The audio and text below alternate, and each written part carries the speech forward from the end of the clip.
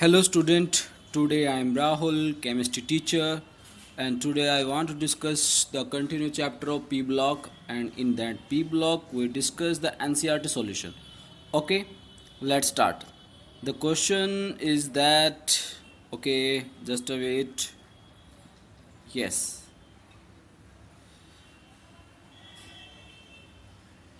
बेटा क्वेश्चन क्या है कि explain why in spite the nearly the same electronegativity oxygen form hydrogen bonding while chlorine does not. तो बेटा हम क्वेश्चन नंबर 25 कर रहे हैं। क्वेश्चन नंबर 25 को हम डिस्कस कर रहे हैं। तो आप देख सकते हो क्वेश्चन नंबर 25। तो उसमें क्या है आंसर। अब देखो क्वेश्चन तो आपको समझ में आ गया होगा। कहते हैं कि क्लोरीन और ऑक्सीजन की अगर आप इलेक्ट्रोनेगेटिविटी देखोगे ना तो दोनों के दोनों क्या है, सेम है। जबकि ऑक्सीजन हाइड्रोजन बॉन्डिंग बना सकता है, क्लोरीन नहीं बना सकता। इसका एक ही रीज़न निकल के आता है क्या, कि जो ऑक्सीजन है स्मॉल साइज का है, जबकि क्लोरीन उसके कंपैरेटिवली क्या है, लार्ज साइज है। दोनों में डिफरेंस इस चीज़ का तो है ही है। और दूसरी बात है, smaller the size higher the electron density हो गई। क्लियर हो गया। Smaller the size higher the electron density, जिसकी वजह से ऑक्सीजन के पास इलेक्ट्रॉन डेंसिटी ज़्यादा है, तो वो हाइड्रोजन बॉन्डिंग बनाने के लिए बहुत ज़्यादा फिजिबल है। तो यही रीज़न है इसका। तो ओके, देखते हैं बेटा आंसर कि both chlorine and oxygen have almost the same electronegativity value, but chlorine rarely form hydrogen bonding. This is because in comparison to chlorine oxygen has smaller in size, as a result higher electron density per unit volume. Clear हो गया होगा बेटा question आपको। Next question चलते हैं। Question number 26, right the two use of the ClO2। कि भाई chlorine के जो ऑक्साइड्स है, क्लोरीन ऑक्साइड, ठीक है, उसके आपको यूजेस बताने हैं कि आप क्या यूज बताते हो। सबसे पहला है it is use for purifying water. Water को प्योरीफाई करने में यूज़ करते हैं हम इसका, ClO2 का। दूसरा बेटा it is use as a bleaching agent. कौन? ClO2। क्लियर हो गया। दोनों दो यूज है इसके, वाटर को प्योरीफाई करने में और एज ए ब्लीचिंग एजेंट। ठीक है। थर्ड है क्वेश्चन कि वाई हेलोजन आर कलर्ड। कि हेलोजन्स जो होते हैं कलर्ड क्यों होते हैं। तो एक बात है बेटा कि कोई भी चीज़ है कलर कब होएगी, जब उनमें इलेक्ट्रॉन का एक्साइटेशन होगा। ठीक है। इलेक्ट्रॉन का एक्साइटेशन मैं कहाँ से कह रहा हूँ कि वो जब वो अपनी ग्राउंड स्टेट से एक्साइटेड स्टेट में जाता है इलेक्ट्रॉन, और वो कुछ एनर्जी को एब्जॉर्ब करता है। पर जब वो एनर्जी को एब्जॉर्ब करके एक्साइटेड स्टेट में चला जाता है, तो वहाँ पर जो इलेक्ट्रॉन होता है वो क्या होता है, अनस्टेबल होता है। और कोई भी चीज़ है जो अनस्टेबल है तो इंस्टेंटली वो क्या करेगी, नीचे की तरफ आएगी। तो जैसे ही वो क्या करता है, इलेक्ट्रॉन अपनी हायर स्टेट से, एक्साइटेड स्टेट से नीचे की तरफ आता है, तो एनर्जी को क्या करता है बेटा, लूज़ करता है। तो जो एनर्जी वो जितनी उसने अब्जॉर्ब करी थी और जितनी वो लूज़ करता है, वो एनर्जी जो लूज़ करी उसने वो विजिबल रीजन में जाकर गिरती है। तो इससे पता चल जाता है कि कंपाउंड जो है कौन से टाइप का कलर शो करेगा। तो ओके, तो इसमें हम पढ़ते हैं इसका कि भाई हेलोजन कलर्ड क्यों, कलरफुल क्यों होते हैं। कहते हैं कि ऑलमोस्ट हेलोजन आर कलर्ड। जितने भी हेलोजन्स है कलर्ड होते हैं। क्यों? क्योंकि हेलोजन क्या करते हैं, absorb the radiation from the visible, absorb radiation in the visible region, जिसकी वजह से क्या होगा, this result in the excitation of valence electron to a higher energy orbital के अंदर चला जाएगा। तो since the amount of energy required for excitation differ for each halogen, सबके लिए अलग अलग होगी, तो each halogen display a different in colour show करेगा। क्लियर हो गया होगा आपको ये क्वेश्चन। इसके बाद हम नेक्स्ट क्वेश्चन के बारे में बात करते हैं। क्वेश्चन नंबर 28 बेटा कि right the reaction of the F2 and Cl2 with water. कि फ्लोरीन एंड क्लोरीन की जब आप रिएक्शन कराते हो वाटर के साथ, तो क्या क्या क्या होता है। तो जब क्लोरीन को वाटर साथ रिएक्ट कराते हैं तो HCl बनाता है प्लस में HOCl। HCl is the hydrochloric acid और HOCl is the hypochlorous acid. Okay, same F2 पर जब F2 और वाटर साथ रिएक्शन करते हो तो वो ये नहीं बनाता। तो यही चीज़ आपने ध्यान रखनी है, क्योंकि वो आयनाइज फॉर्म बना लेता है, आयंस में कन्वर्ट हो जाता है, HF जो होता है, ठीक है, H positive plus F negative, ठीक है। और O2 ऑक्सीजन बन गया O2 में, और HF मॉलिक्यूल रिलीज होते हैं। इसके बाद है नेक्स्ट क्वेश्चन है, how can you prepare Cl2 from HCl and HCl from Cl2। कि आपको क्लोरीन प्रिपेयर करना है फ्रॉम HCl से और HCl प्रिपेयर करना है फ्रॉम क्लोरीन से। आपको रिएक्शन लिखनी है ओनली। तो सबसे पहले हम प्रिपेयर कर रहे हैं Cl2। तो Cl2 can prepare from HCl by Deacon process. कौन सा प्रोसेस है बेटा, डेकोन प्रोसेस है। तो HCl प्लस O2, ठीक है, तो और with the help of a catalyst CuCl2, तो आपको क्लोरीन बन जाता है, Cl2 बन जाती है प्लस 2H2O। और जब आप HCl को प्रिपेयर करते हो from Cl2 on treating with water, ठीक है, तो आपके जो HCl बन जाता है और हाइपोक्लोरिक एसिड बन जाता है। तो ध्यान रखना है, Cl2 बनाने के लिए आप HCl और O2 यूज़ करते हो, और क्या चीज़ है, HCl बनाने के लिए आप Cl2 प्लस वाटर यूज़ करते हो। क्लियर हो गया। इसके बाद है, हाँ मैंने आपको क्वेश्चन बहुत अच्छे से कराया हुआ है ये, कि what inspired Neil Bartlett for carrying out reaction between xenon and PTF6। किस टाइप का, कैसे उसको इंस्पिरेशन मिली। तो स्टार्टिंग क्या से हुई कि भाई जब उसने क्या देखा कि जब ऑक्सीजन को प्लेटिनम PTF6 के साथ रिएक्ट कराया गया तो देखा कि उसने कंपाउंड बना लिया। फिर उसने क्या की, ऑक्सीजन की इलेक्ट्रोनेगेटिविटी और आयनाइजेशन एंथैल्पी देखी, सबसे पहली बात उसने। तो उसको पता चला कि ऑक्सीजन की जो आयनाइजेशन एंथैल्पी है 1175 किलो जूल पर मोल है, ठीक है। बट जब उसने जिनोन की आयनाइजेशन एंथैल्पी देखी वो 1170 किलो जूल पर मोल मिला हुई। तो उसको थोड़ा सा क्या हुआ, कुछ लगा कि भाई जब ऑक्सीजन इनके साथ कंपाउंड बना सकता है तो वाई जिनोन, जिनोन क्यों नहीं। तो उसने फिर क्या करी, जिनोन के PTF6 के साथ रिएक्शन करा के देखी, तो रिजल्ट क्या मिला, कंपाउंड बन गया। तो यही रीज़न था। तो ओके, देखते हैं कि Neil Bartlett initially carried out a reaction between oxygen and PTF6। This result a formation of a red compound तो बन गया O2PTF6 positive negative. Later he realized that first ionization energy of oxygen 1175 kilojoule per mole and xenon is 1170 kilojoule per mole, which is almost nearly the same. Thus he tried to prepare a compound with xenon and PTF6 and he was successful. A red colored compound XePTF6 was formed. उसने देखा कि वह compound बन गया है। Okay, तो यही question था। इसके बाद बेटा नेक्स्ट क्वेश्चन है कि right the what are the oxidation state of phosphorus in the following. ठीक है, आपने ऑक्सीजन स्टेट निकालनी है फॉस्फोरस की, तो वो आप इजी से निकाल सकते हो। तो जैसे कि H3PO3 है, फॉस्फोरिक एसिड है, तो H3PO4 फॉस्फोरस एसिड है, सॉरी फॉस्फोरिक H3PO4 होता है। तो आप क्या करते हो, फॉस्फोरस की ऑक्सीजन स्टेट निकालते हो, तो जिसकी ऑक्सीजन स्टेट निकालते हो उसको बेटा मान लेते हैं X। अब H3 है तो +3 हो गया, फॉस्फोरस का निकालना है तो उसको X मान लिया। ऑक्सीजन कितने हैं, 3 है, और एक ऑक्सीजन पे चार्ज कितना होता है, -2 होता है, तो कितना हो गया, -6 हो गया। तो इस वजह से आप क्या कर सकते हो, एक्स की वैल्यू निकाल सकते हो। सेम PCl3 है, सेम आप क्या करिए, फास्फोरस को एक्स मानिए, क्लोरीन पे चार्ज कितना होता है, -1, क्लोरीन कितने आपके पास 3 है, तो -3 हो जाएगा। तो x - 3 = 0, तो x वैल्यू कितनी आ जाएगी, +3।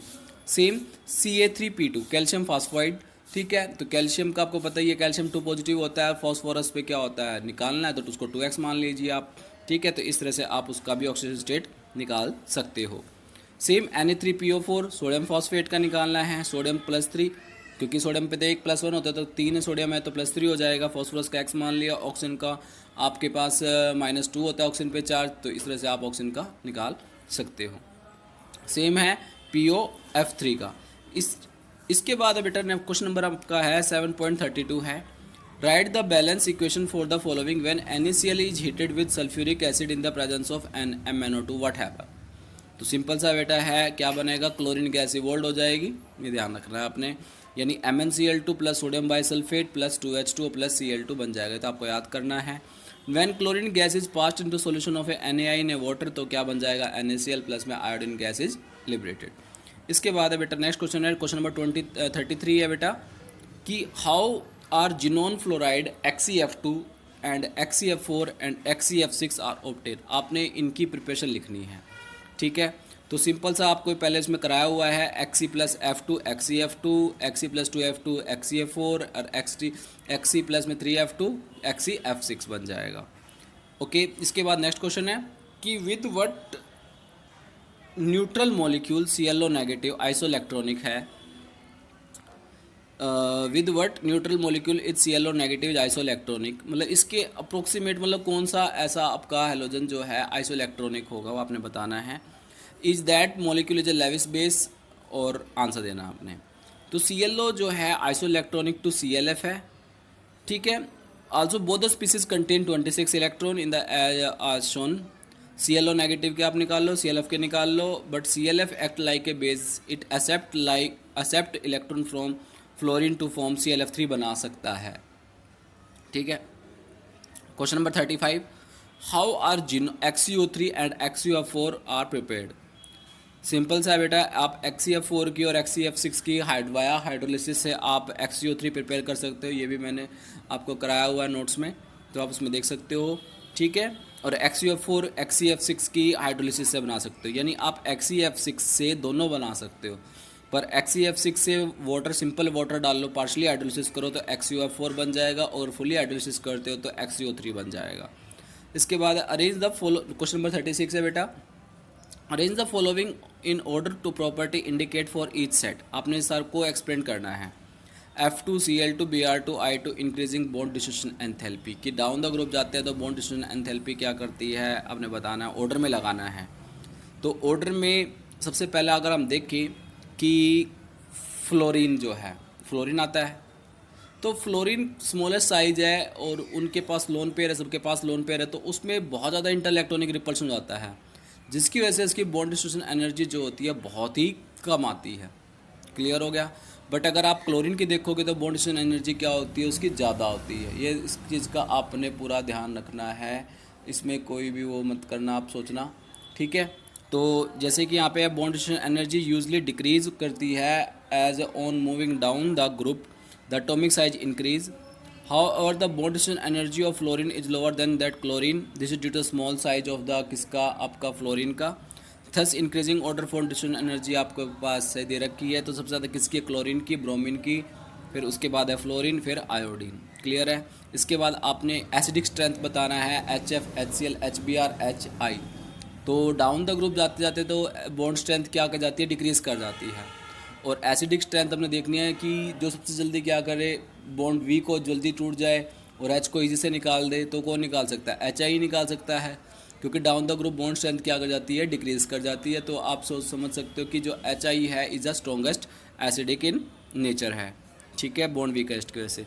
इसके बाद है आपका increasing base strength. Base strength आपने ऑर्डर में लगाना है, आपको पता ही होना चाहिए। जो नाइट्रोजन NH3, PH3 और AS3 का है, अब बेस का मतलब जिसके पास लोन पेयर सबके पास है। अब यहाँ पे देखी जाएगी इलेक्ट्रॉन डेंसिटी। अब इलेक्ट्रॉन डेंसिटी किसके पास सबसे ज़्यादा है, जिसका साइज स्मॉल होगा, और साइज स्मॉल किसका है, नाइट्रोजन का। तो आप क्या समझते हो इससे कि इलेक्ट्रॉन डेंसिटी जिसकी ज़्यादा होगी उसी को बेसिक स्ट्रेंथ ज़्यादा होगी। तो यहाँ पर जो NH3 है बेटा, वो सबसे ज़्यादा बेसिक स्ट्रेंथ है, और डाउन द ग्रुप जा जाते हैं साइज क्या कर जाता है, इंक्रीज कर जाता है। तो इलेक्ट्रॉन डेंसिटी का जो इलेक्ट्रॉन डेंसिटी है वो क्या हो जाती है, वीक हो जाती है। एंड तो you can say that basicity strength क्या कर जाती है, डिक्रीज कर जाती है। तो ये ऑर्डर बनेगा आपका।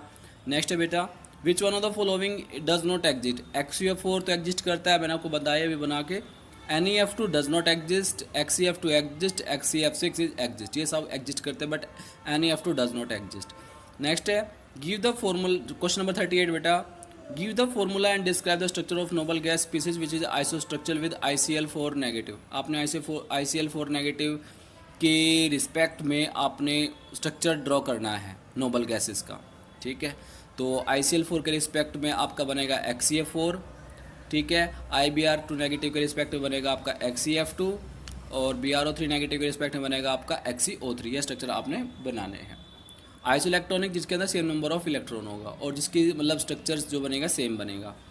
क्वेश्चन नंबर 39 बेटा, why do noble guys have comparatively large atomic size. Simple सा एक ही आंसर है इसका, कि जो नोबल गैसेस होते हैं उनका अगर आप ऑर्बिटल देखो तो वो कम्प्लीटली फिल्ड है। अगर आपका ऑर्बिटल जो है कम्प्लीटली फिल्ड होगा तो उनमें क्या होगा, इंटर इलेक्ट्रॉनिक रिपल्सन ज़्यादा हो जाएगी, और इलेक्ट्रॉनिक रिपल्सन ज़्यादा होने से उनमें क्या होगा, साइज बढ़ेगा थोड़ा सा। तो साइज बढ़ने से बॉन्ड जो है रेडियस भी इंक्रीज कर जाएगी। यही है मेनली कि noble gases do not form molecule, molecule तो बनाते नहीं। In case of noble gases the atomic radii correspond to van der Waals radii. On the other hand atomic radii of the element corresponding to covalent radii. By definition van der Waals जो radii होती है larger होती है then covalent radius से। तो ये इसका reason है। ओके बेटा, question number 40 and this is the I think last question है कि list the uses of neon and organ gases. आपने यूजेस बताने हैं ऑर्गन के और नियॉन गैसेस के। सबसे पहला यूजेस ऑफ नियॉन गैस है, it is mixed with the helium to protect electrical equipment from high voltage. High voltage से प्रोटेक्ट करता है। दूसरा, it is filled in a discharge tube and with characteristics order है। Third है, it is use in a beacon light में use किया जाता है। Uses of argon, argon along with nitrogen is used in a gas filling and electric lamp में use किया जाता है। सेकेंड है बेटा आर्गन का, it is use and provide an inert temperature and a high metallurgical process. और third है बेटा, it is also use in laboratory to handle air sensitive substance. Clear? तो दिस इज़ ऑल अबाउट आपके जो NCERT questions है वो finish हो चुके हैं। ओके, इसके बाद वीडियो को लाइक शेयर और सब्सक्राइब करना ना भूलना।